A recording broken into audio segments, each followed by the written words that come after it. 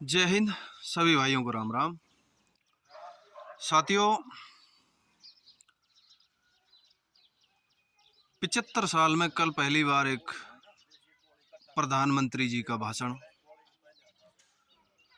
सारथी समाज के प्रति सुना, किंतु बहुत दुख हुआ। तो पहले तो हमारे आदरणीय प्रधानमंत्री जी, आपको राम राम। दूसरा, आपने सिर्फ और सिर्फ 2-2.5 मिनट की स्पीच है, उसके अंदर ओनली फॉर एक हाईवे के ऊपर सुविधा देने की चर्चा की कि हाईवे के ऊपर ड्राइवर के प्रति सोचा जाए, जबकि राष्ट्र का आंतरिक सिपाही, संपूर्ण जगत का भरण पोषण करने वाला व्यक्ति, पता नहीं भूखा है या प्यासा है, कोई ठिकाना है या नहीं है,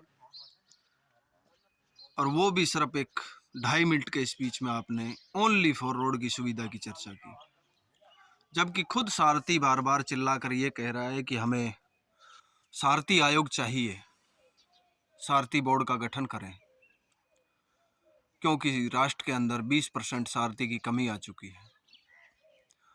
और दूसरा, धन्यवाद आपका जो आपने सारथी को ड्राइवर के नाम से संबोधित किया, क्योंकि जो काम 60 साल से पीछे वाली सरकार ने किया वही काम आप 10 साल में कर रहे हैं।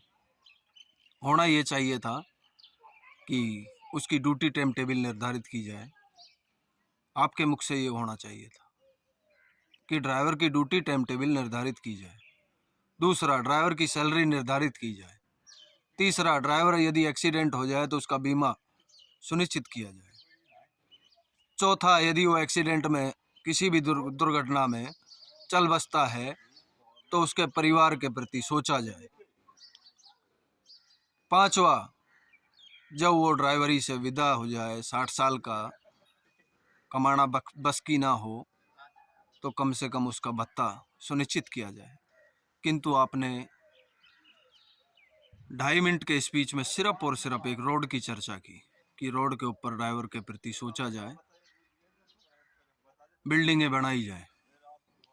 अच्छी बात है, बढ़ानी चाहिए, लेकिन रोड के साथ साथ में ना आपके मुख से ये भी होना चाहिए था कि हिंदुस्तान का हर एक उद्योगपति ड्राइवर के प्रति सोचे, हर एक ट्रांसपोर्ट ड्राइवर के प्रति सोचे, हर एक बिल्टीबाज ड्राइवर के प्रति सोचे।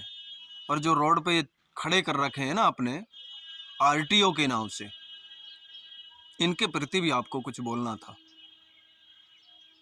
पर डे 4 अरब, यानी कि पर डे 400 करोड़ का जो करप्शन आरटीओ डिपार्टमेंट के जरिए होता है ना, और वो जो धन लूट के नेता नगरी में जाता है ना, ये राष्ट्र की पब्लिक का है, इस राष्ट्र का है, इस राष्ट्र की ड्राइवर समाज का है। ये ट्रांसपोर्ट तो कभी भी नहीं बोलेंगे, कभी भी नहीं बोलेंगे, क्योंकि ये खुद भी शोषण कर रहे हैं। आज तक किसी भी ट्रांसपोर्ट ने ड्राइवर को 10,000 से ऊपर सैलरी नहीं दी है, किसी भी ट्रांसपोर्ट ने। और वो टैक्स खाते हैं, ड्राइवर की सैलरी खाते हैं टैक्स में। ऐसा कोई ट्रांसपोर्ट नहीं है जिसने 30 से ऊपर सैलरी नहीं दिखा रखी हो। 30,000 से ऊपर हर ट्रांसपोर्ट ने सैलरी दिखा रखी है। तो वो तो नहीं बोलेंगे, क्योंकि उनको पता है कि वो यदि मुंह खोलेंगे तो फिर शासन उनके ऊपर कानून का हथौड़ा मारेगा ना, तो वो तो नहीं बोलेंगे। लेकिन शासन इसलिए नहीं बोल रहा है कि इनको पर डे, संपूर्ण भारतवर्ष में पर डे आरटीओ डिपार्टमेंट के जरिए, चेक पोस्ट और आरटीओ के जरिए कम से कम 400 करोड़ का पर डे जो करप्शन होता है, तो वो भी नहीं बोलेंगे।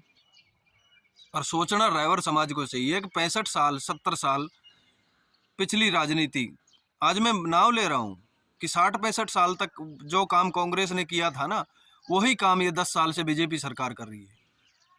जो काम 65 साल 60 साल कांग्रेस सरकार ने किया था, वही काम 10 साल से बीजेपी सरकार कर रही है।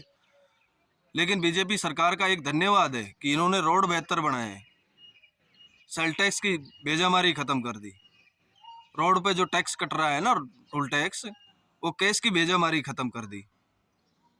काफी हद तक अच्छे काम किए हैं। लेकिन ये मतलब नहीं है कि आप उसे अनदेखा ही कर दें और 75 साल में कोई भी प्रधानमंत्री आए और वो सिर्फ एक बार नाव ले दे और ये कह दे हाईवे पे सुविधा देंगे।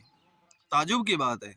सोचना चाहिए तुम लोगों को कि तुम यदि एक बार MP और MLA बन जाओ ना, तो तुम्हारी सैलरी सदा के लिए सुनिश्चित हो जाए, और जो राष्ट्र का आंतरिक सिपाही दिन रात मेहनत करता है उसके प्रति सोचा ही ना जाए। ना सैलरी की चर्चा की जाए, ना भत्ते की चर्चा की जाए, या ना क्लेम की चर्चा की जाए, कोई चर्चा नहीं की जाए उसके प्रति।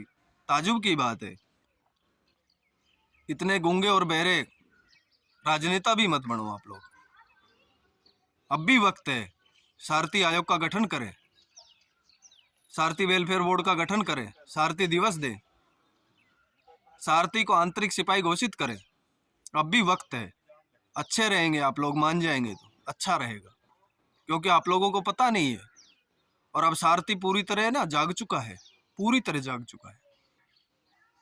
और अब इससे आगे सारथी जो करेगा ना, वो इन राजनीतिक दलों को समझ में भी नहीं आएगा, क्योंकि अब इससे आगे सारथी की सरकार होनी है।